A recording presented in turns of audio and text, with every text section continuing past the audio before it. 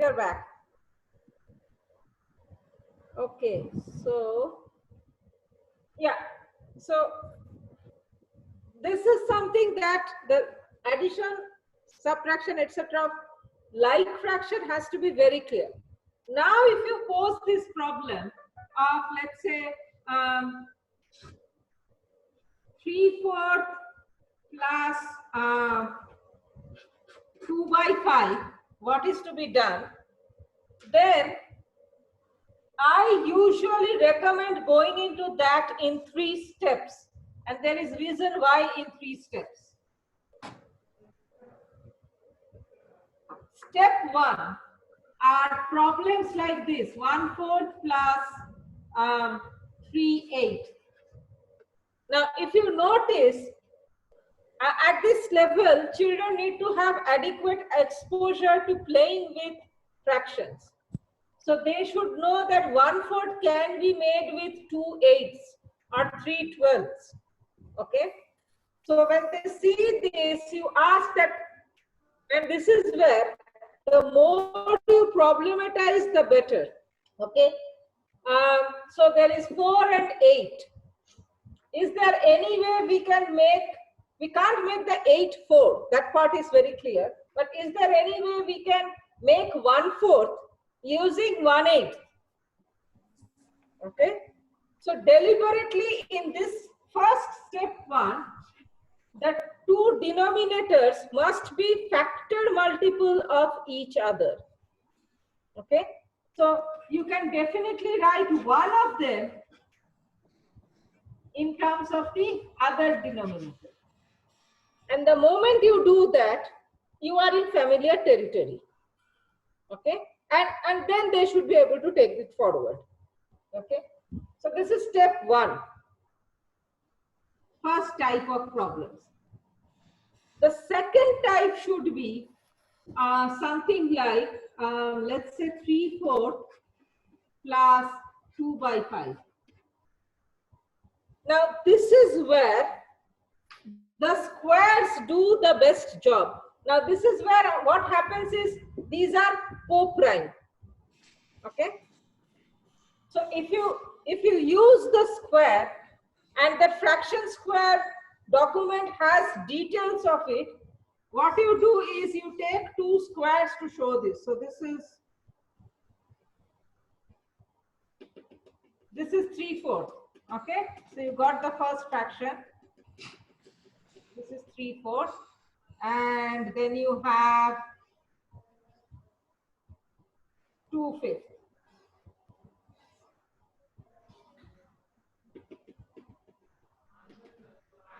Okay. Now what you do is, the first one, you divide horizontally into 5 equal strips. Okay. So, and the next one, 2/5, you divide horizontally into 4 equal strips. Now these are to be done on paper, right? So as you rotate one by 90 degree, you realize that the 2 grids are identical. I can't do that here because I can't rotate a picture on the board. But if you draw it out on paper, you can rotate it and see. Okay, so then you realize that now both of them are made with the same unit fraction, right? So the first one is, and you can see it's a 5/3, right?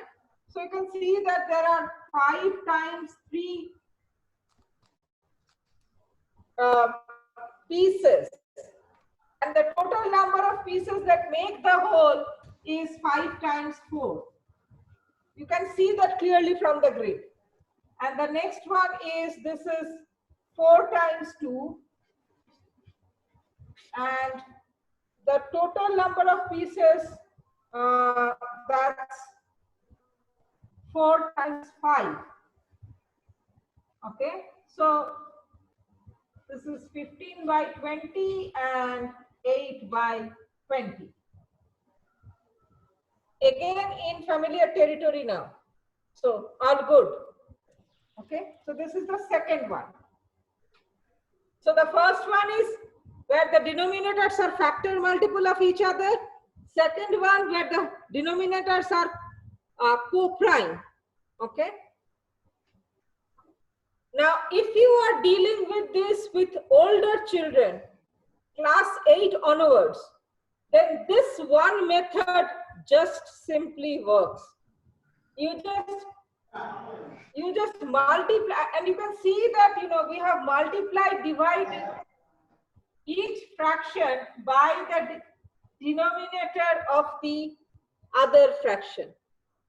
This method, if you have to teach one method to a child who is struggling with fraction addition, teach this one. It cuts across. Okay. But when you are teaching a child fraction addition to begin with, you should, you know, attempt that the child distinguishes the first case from the second. Because in the first case, you don't need to change both the fraction, you need to change only one. So applying two would be an overkill, right? Okay. Now the third case. The third case is where you actually need proper LCM. Okay. Method 2 will work, no doubt about it, but it will give you bigger numbers. Okay. So an example will be, let's say, 1/6 plus 3/4. Okay. Now you notice that, you know, they are definitely not multiple factors of each other. Neither are they co-prime. Okay. So this is where you try to think, okay, is there a number which will, is there a unit fraction which can make both 1/6 and 3/4? That's the idea. And they need to get that, okay, so which fractions make 1/6? 1/12 makes, 2 1/12 becomes 1/6, 3 1/18 makes 1/6, 4 1/24 makes 1/6. So they need to have a sense of equivalent fractions at this point, right? So once they have that sense, then you try to figure out, okay, what is that denominator, right? And this is where LCM comes in, and you try to find the LCM of those, or you can simply go look at multiples of each other, meaning numbers which show up in the table. So look at the numbers which show up in the table of 4 and table of 6. If you look at table of 6, 6, 12, 18, okay? If you look at table of 4, 4, 8, 12, okay? So you can see that 12 is there in both. Okay, go for it. And then you basically rewrite this as 2/12 plus 9/12, and you are in your familiar territory. Okay, so 3 levels. At class 6, 7 level, 6 I would say in particular, when you are teaching fraction addition for the first time, deal with each one separately. Spend some time with each one. Okay, and definitely brush up on equivalent fractions before this. Then, if you are teaching this to a child in class 7 and or 8 onwards, then just do 2. Again, depends on the child, but there you probably need to focus on other things, and you need to give the child something to tackle fraction addition. Okay, and if you want to give just one thing, give 2. It works. Okay, so if you try to do 3 with 2, it will be 4/24 plus 18/24, right? And that will give you 22/24. All said and done, whereas the actual answer is 11 by 12. I mean, look at this.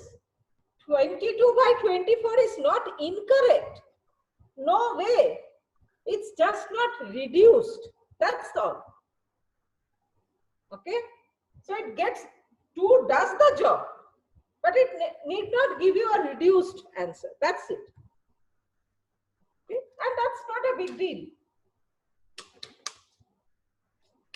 Okay. So that's about addition, and that kind of leads into LCM also. So I would like to know if you specifically had questions related to LCM, because LCM was also mentioned. No, not really. Was this? Okay, okay. But yeah, so if you have, for example, the Jodo's fraction kit you have, you can also have fraction strips. And see, Jodo's kit doesn't have 1/5, if I remember correctly, doesn't have 1/9. Okay, so those are also things you can add. Okay, 2 p.m. Setting your alarm. Okay, so I mean, in the circle only, 1/5 and 1/9 can be easily added, 1/10 also, because these are 5, 9, 10 are all factors of 360 degrees, so it can be done. Very brave souls have tried 1/7. I haven't, because 7 doesn't divide 360 degrees. Okay, and similarly haven't tried 11.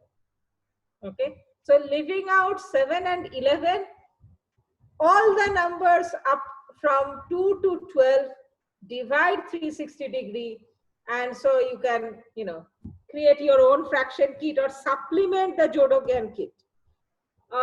You can also try it with strips. Okay, I have found 21 centimeter to be a very good measurement. It's the shorter length of A4 paper, and 21 is beautifully divisible by 3 and 7. And for 2, 4, and 8, you can, you know, halve again and again. You convert 21 centimeter to 210 millimeter, you get 5 and 10. So the only number left out is 9. And you can do a bit of construction. And remind me if you don't have fraction kit, because there is a document called fraction kit and the construction is given there. It's a mathematically sound construction. So you can definitely do that. At a later point, probably in class 8 or 9, at some point, children learn in geometry, in construction, to divide a line segment, a given line segment, into equal parts. Okay, they learn how to bisect in class 6. Okay, it's one of the basic constructions. But dividing a line segment into 3 equal parts, 5 equal parts, and stuff like that, that is there in class 8 or class 9, somewhere around that. That can be utilized to you know, create fraction strips or that kind of stuff. But there are simpler ways also. And there are nice mathematically solid ways, meaning no approximation, no estimation, etc., on the web. So those can also be utilized. For most practical purposes, 21 centimeter works very nicely. And it's a reasonable length that can be, you know, fit into people's bags and stuff like that. If you want to make a big poster or something, or fraction wall or something, I mean, double it to make it 42 centimeter, etc., etc. You can do all those kinds of stuff. Okay. So yeah. But children need to play with many such things to build up a sense of, to generalize. Okay, to generalize, to figure out, okay, if you are given a fraction p by q in reduced form, let's say, then what will be its equivalent forms? The square model also helps out there very nicely. It can help them imagine how to build other fractions. Let's say we have 1/3. Okay. Now, so 1/3 is our base fraction. Now, if you split it like this, you immediately get 2/6, right? If you do split it further, right, you got 6/18. Similarly, it depends on how you are dividing it, and that basically determines the equivalent fractions. And you can get that this is nothing but, see, 2/6 is nothing but 2 times 1 and 2 times 3. I mean, you split the whole thing into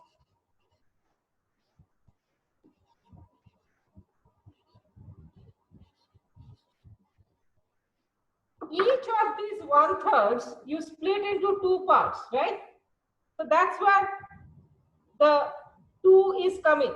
That's where the 2 is coming. Similarly, if you split them into 6 parts, okay, this part is getting split into 6, so it became 6 times 1. Similarly, all 3, so it's 6, 6, 6. So that also becomes 6 times 3. So this, this basic idea of multiplying and divide by the same number, that can be learned through the fraction squares very nicely. While getting equivalent fractions, it's often given like, so you want to get 1/3 equal to something over 15, right? This kind of problems are very common. Or let me make it a little bit more complicated. Let's say 2/3 equal to something over 15. Now this is something I learned from community college teaching from some other colleague. It's a good idea to write it with a gap in the middle. Okay. So what you do is, you should know table at this point. Okay. So what do you need to multiply 3 by to get 15? So it will be 3 times 5. So this is step 1. And then if you are multiplying 3 by 5, then you need to multiply 2 by 5 as well. Okay? Because 2/3 times 5, okay. And so this is step 2. And then you calculate how much is 2 by 5, and you get the numerator that you needed, and that's step 3. Now, why you need to multiply both by the same number? That's where the fraction model can help. So you had this.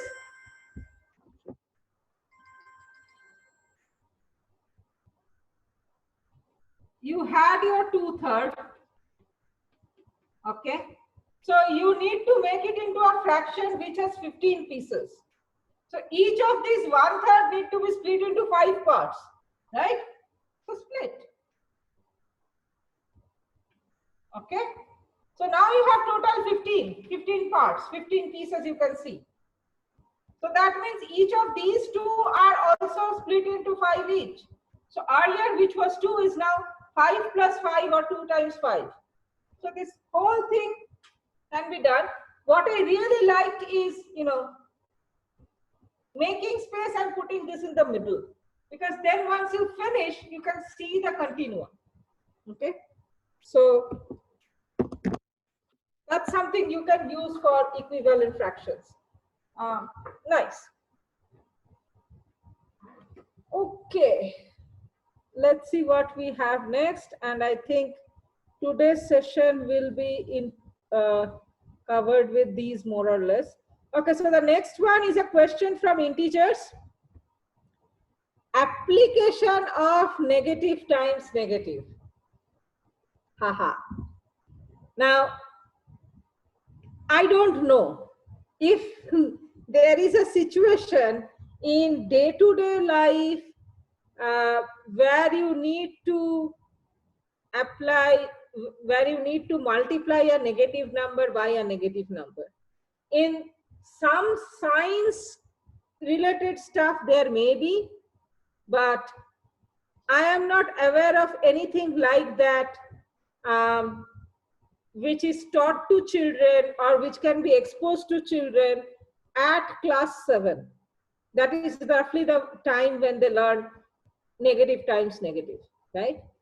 So it is, in my opinion, kind of futile to try and create a word problem with this. Negative times negative is there because it completes all possible integer multiplication situations. Okay, I mean, there are essentially, if you include commutativity, and why not, because it is a property, then essentially there are three possibilities, right? Positive times positive, there are gazillion examples of that. Positive times negative, that can be figured out. Okay, not too difficult. If you run into loss for 3 consecutive months, what is the total loss? Okay, it can be looked into that way. But negative times negative, I don't know. So I would say don't force it. Okay, it's there for a mathematical reason, and everything cannot and maybe need not be linked to real life. Okay, so that would be my response to application of negative times negative. I'm sure in science you will find stuff, but science that is accessible to children at that level, I don't know. I mean, talk to scientists. Maybe Sanjeev can help. Okay. Now, then there are two very important questions which do not directly connect to upper primary syllabus and borderline connects to secondary syllabus, but they kind of get started here. So let's spend the next half an hour maybe discussing that. Exponentiation, logarithmic function, those are two things. Basically exponentiation, that's what I would like to discuss. And it is connected to AP and GP. Okay. Luckily for you and me, one of our students did her project on AP-GP. Okay. And you have this chapter on interest, right? Simple interest and compound interest. Think of, and she knows you guys, Gomati, and I have referred what I saw your children do to her and to the class, especially in this context. I remember seeing a scratch project by one child where the child has created bar graphs showing how money grows when it is growing with simple interest versus when it is growing with compound interest. Okay, I mean, that graph was fascinating. It connected so many things and made so much sense. So please take a look at that or create something similar yourself in Scratch. And you will immediately realize that when money grows in simple interest, that's AP, arithmetic progression. And you get a straight line with a positive slope. But when money grows with compound interest, that's a geometric growth, and the curve doesn't have constant slope, it curves up. Okay, and very soon geometric growth becomes explosive. It grows very, very fast. um, so all this talk about GDP and the rate of growth, etc., all of that involves geometric growth. Frankly, I don't know if we really understand it well. And I mean, when Corona came, and okay, anything like infection spreading, etc., follows a model of geometric growth. So, they were, and you probably have seen it, that there were graphs all over the net, and many of the graphs had a regular version and a logarithmic version. Okay, because the regular one grows too fast, and when something grows too fast, how do you make sense of it? So when you convert it into logarithm, it becomes kind of linear, so it becomes easier a bit to handle it. Okay, so exponential growth is something which is not well understood, probably because it comes a bit late into school curriculum, etc. At the same time, anything to do with compound interest naturally involves geometric progression and exponential growth. Think of EMI, okay? And it has a damn complicated formula. But if you want to understand that formula, you cannot escape geometric progression and exponential growth. So when it comes to finance that impact everybody, okay? Monthly saving schemes, okay, monthly income schemes, etc. All of this, anything involving compound interest, has to necessarily deal with geometric growth. Okay, and you cannot tackle that without adequate algebra, without geometric progression. So it's very crucial. There is a talk by an old professor. It's, I think, about an hour-long talk on how common people don't understand arithmetic, meaning exponential growth. He talks about population and energy with respect to exponential growth. I'm going to send you that link. Please see it. Okay. It's kind of eye-opening what he's saying there. Something to do with the doubling time and its implication. And our economic models are based on geometric growth, but until and unless we understand the implication of this doubling time, we better not talk about sustainability and any such thing. Okay, so this geometric growth, etc., are at a very, very important concepts in mathematics, which huge application in various fields. Okay, I mean, economics absolutely for anybody and everybody, and I would definitely say sustainability and stuff. Now, what would be a starting point? In class 6, 7, you start with exponentiation, and you start with 2 to the power 2, 2 to the power 3, 2 to the power 4, 2 to the power 5, etc. And it is very important that they get a sense of that. They get a sense of how large it grows and how fast.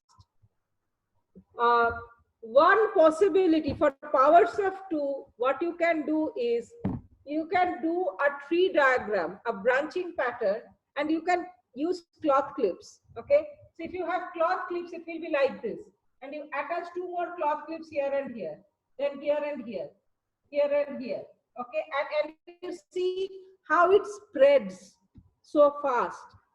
Okay, so that's one. And I think after a point, you will kind of, almost run out of space. Observe trees. Okay, there are some trees which are, we have two such trees downstairs, which I call power of three. Whenever it branches into three branches. Three branches, not two, not four, anything, but three branches always. Now you can do that. So I use straws, okay, and I cut the straw into 4 equal parts, and I staple 3 of those parts here at one end, and that's the basic module. And then you can attach another 3 here, another 3 here, another 3 here. The staple, this pin here, that can be used to attach it. And if you have many of this, okay, you grow that tree pattern, grow it on the floor. You can't hold it up and show the whole class. See how fast it grows. So give children a sense of explosive growth, how fast it grows compared to, linear growth.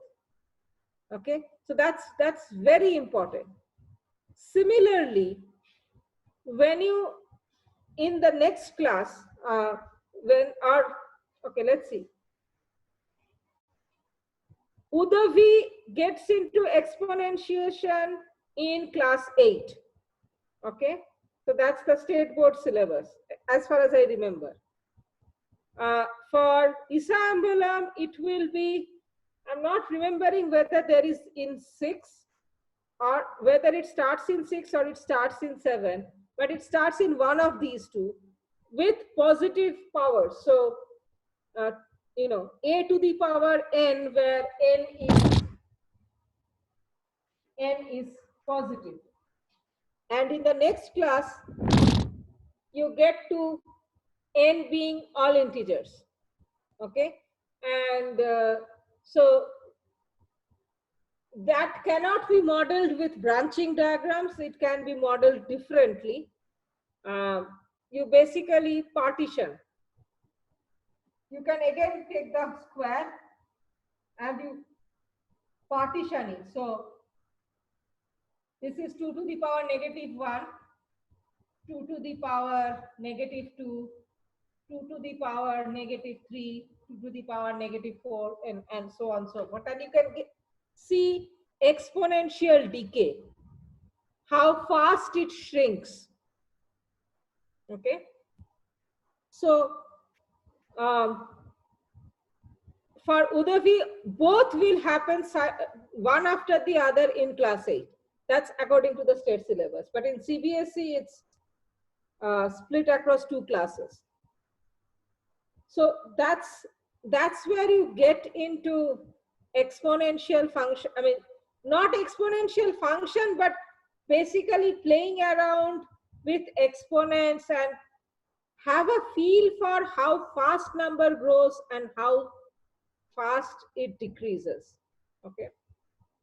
Now, the exponential function, something that looks like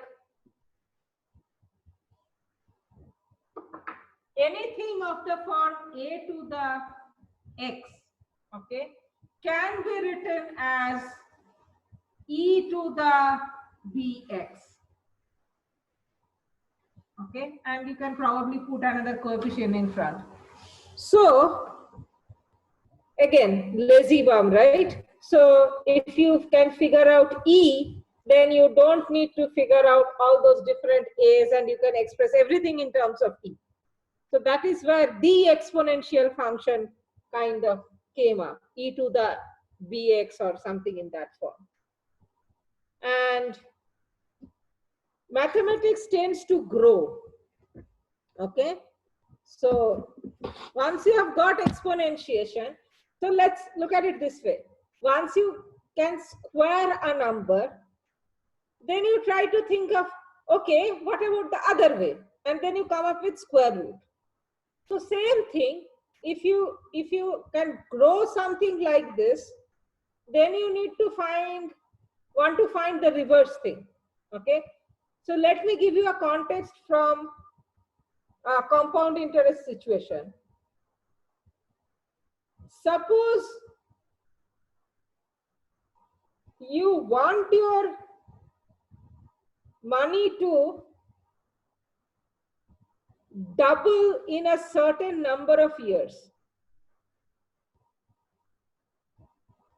Then, see, if you know what is the rate of interest, so you have A equal to P1 plus R T to the N, 1 plus R to the N, or R to the T, right? Now, if you know P, if you know A, and if you know T, you can figure out R, right?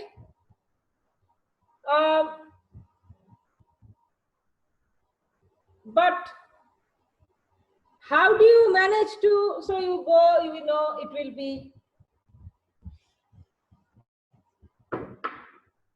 A by P equal to 1 plus R to the T. Okay. So how do you get rid of the T from that side? Is it too low? Yeah. Can you see now? Yeah, that's okay. So see, how do you get rid of the T from the RHS? Okay, you need to get to R. Okay, so this is where the root function comes in. Okay, you take the Tth root. So you take the Tth root on both sides, and that takes care of it. Okay, but okay, let's say you have now you have got A equal to P1 plus R to the T, and T is unknown. Okay. So, well, A by P is equal to 1 plus R to the T. How do you isolate the T now? T is unknown. What do you do? So this is the situation when you need logarithm. Okay. So that is where it kind of came up. So when you know T, you want to find R, taking appropriate root does the job. Okay, I'm deliberately not going into is T an integer? Is T obviously, in a money context, T will be positive number, not negative number, right? And definitely not 0. But there are questions like, for example, is T going to be a natural number? Can it be a fraction? So most likely in a money context, it's not going to be a real number. So less complications there. And as long as it's a natural number, you can define what's the root, etc. So all those things. But if R is given and you need to find T, then, well, that's when you need logarithmic function, which is opposite of the exponential function. So that's where the need comes from. Okay. And I'm not sure if exponential and logarithmic functions are there in secondary level. These things